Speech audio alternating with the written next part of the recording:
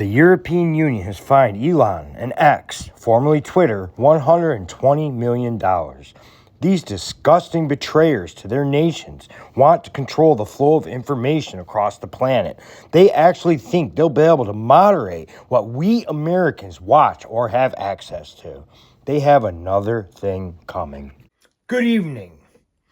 So we got pretty dark news out of Europe. Apparently, the European Union has fined Elon Musk and X $120 million. Well, of course, we're going to have the pro-censorship shills and the tattletales and the snitches and the classroom school marms and the pathetic old ladies on the phones calling the police on the kids who are being too loud at the park, who are going to try to say that this isn't content moderation. This is due to X violating rules of transparency and not allowing researchers to have access to X's data.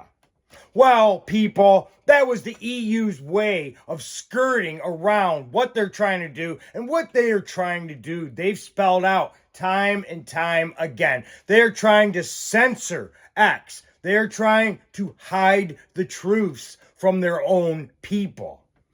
This video shows Michael Schellenberger, an accomplished lawyer and journalist, actually breaks down how these researchers being denied access are nothing more than left-wing activists.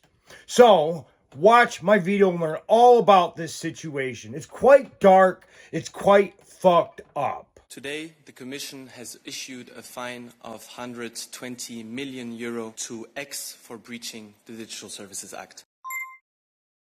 This is the first ever fine under the DSA. X has indeed breached its transparency obligation under the DSA. This includes X's blue checkmark. It deceives users. Anyone can pay to obtain the verified status, and X does not meaningfully verify who is behind it.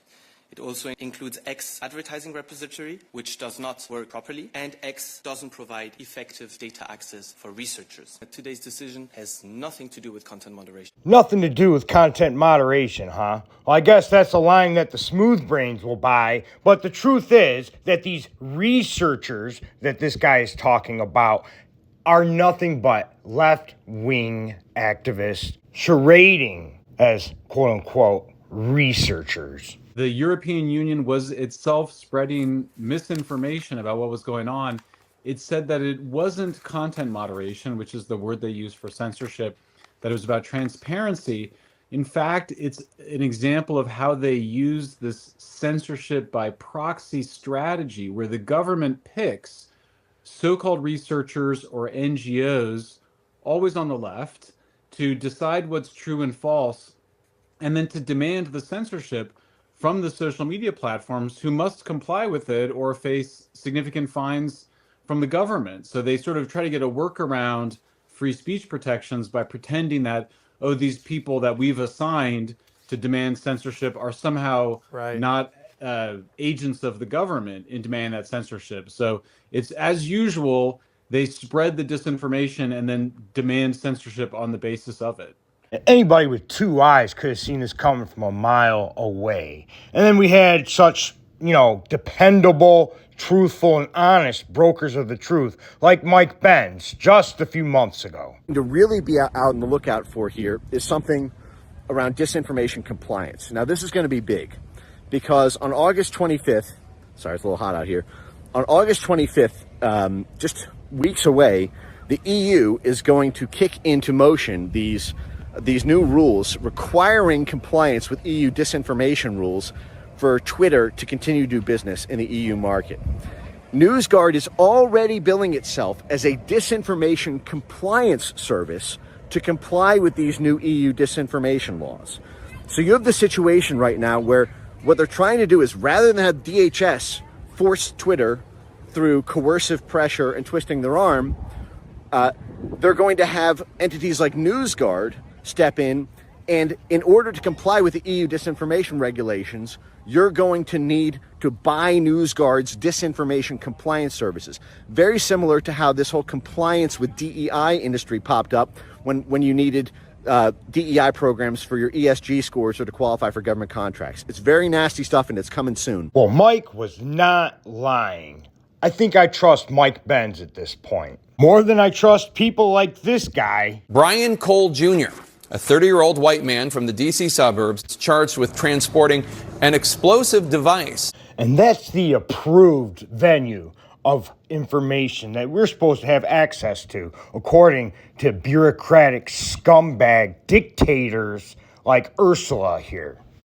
Dear Klaus, let me go back to the number one concern of the Global Risk Report: disinformation and misinformation. Tackling this has been our focus since the very beginning of my mandate. With our Digital Services Act, we defined the responsibilities of large internet platforms on the content they promote and propagate, responsible to children and vulnerable groups targeted by hate speech. Really? You're suddenly very worried about children and vulnerable groups targeted by hate speech, huh, Ursula? What about the thousands of old people that have been attacked and robbed and viciously assaulted by migrants? Huh, Ursula?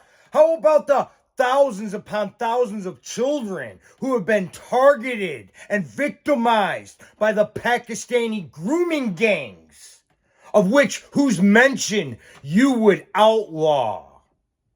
What about them, Ursula? What about them, European Union? Well, technically, Great Britain isn't part of the European Union, but Great Britain is trying to pass ridiculous law. I mean, not pass, they've been enforcing their hate speech laws, just like the European Union is trying to do. But also a responsibility to our societies as a whole. Because the boundary between online and offline is getting thinner and thinner. Well, yeah, it's a good thing. It's a good thing that we're trying to thin the line between reality and social media. I would think that makes sense, right? That's what you're scared of. You've verbalized, you've given voice to what you really want to do, which is take away people's access to reality. It bothers you that the line between reality and online is thinning because you want to hide reality from the people, Ursula. And the values we cherish offline should also be protected online. Michael, this is the first penalty under this Digital Services Act for a so-called breach of this act overseas. How can the United States as a whole, U.S. companies, tell the European Commission to, pardon my language, suck it? Well, I think the president has to say something here. This has been a political issue for a really long time. I mean, Vice President Vance went to Germany earlier this year and told them to back off. I went last year, told them to back off. I'm going to go again in a couple of weeks. They need to back off. This is really crazy. And I think what it has to do with ultimately is mass migration. 80% of the public in Europe rejects this mass migration agenda. The three biggest countries in Europe, England, Britain, Germany, and France, their heads of state have approval ratings between 15 and 25%. They're very unpopular, and that's because this myth that there was no cost to this mass migration has just been exploded, particularly by X, because it's allowed for people to see the crime and the high cost and the damage that's caused by mass migration. Right. That's why they're going after Elon Musk's X, because really for the first time, Europeans have been able to freely see these problems and see them discussed. That's, I think, what's driving them to censor him and with such a massive fine. What's the difference in the judicial system that this is going to go through? I would imagine that an appeal would happen, and what I'm more focused on is the precedent that would be set in that judicial system. What can you tell us about that? Well, it's a great question. Nobody knows because as you mentioned, it's the first time this has happened. very elaborate judicial system at the EU level. I mean, it's quite insane, actually. If you look at these organizational charts, it's just shocking how many different agencies there are. That's why Britain wanted to get out of the European Union. So look, I just think this is coming at the exact same time the Trump administration has put out its new foreign policy strategy, which has basically been warning Europe that it's either got to embrace free speech or it can't be an ally of ours anymore. Michael, thank you. We got to go. Yeah, that's right. We need to take a tough line. If you're not willing to be our partners in freedom, in free speech, in human rights, then you're not going to be our partner in anything. In fact, we're going to be your opponents. I suggest a 100% foreign policy turnaround. The shift in Europe, we cannot abide by that, guys. Europe, the technocrats, the bureaucrats, the globalists, the progressives, the leftists that are in control of the European governments of France, Great Britain, Germany, they're not our allies. They're our deepest and truest enemies. And we need to look at them as such. And the Trump administration needs to pivot on this point. I mean, we honestly, and this is going to sound, to the Ukraine bros, this is going to be confirmation of everything they've always said about me. I'm a Russian bot, blah, blah, blah, blah. We should probably be allies with Russia. Well, there's Russia's relationship to China, and obviously that's a big issue, right? So obviously, I mean, as it stands now, we can't be allies with Russia. I mean, we've driven them into the arms of the Chinese, but that's another Anyways, I'd rather be allied with Russia than the European Union, guys. Fuck the European Union. Fuck these censors. Fuck them all. They want to prevent me from having a voice. They want to prevent you from hearing my voice. Are we just going to bend over and let these, just put it to us? No. Trump, you need to take a very hard stand. Anyways, God bless everybody. God bless America. God bless the right to free speech. And God bless you.